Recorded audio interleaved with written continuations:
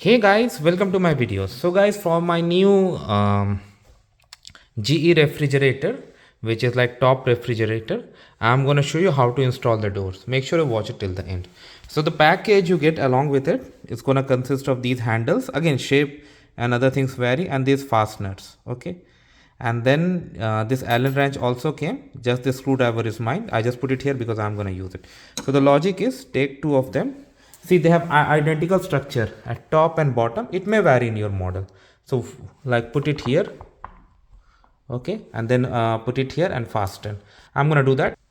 So as you can see, I fastened them using the screwdriver. Now let's pick a handle. Okay, so this is a handle. You see A and B. Okay, now the mechanism that is gonna be, you see this, and you remember the Allen wrench. So now I'm gonna fasten those screws in this gap.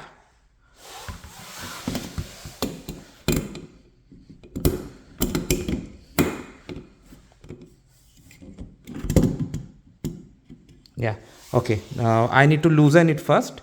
I'm gonna loosen it using the Allen wrench, and then I'm gonna put them back. I'll show you.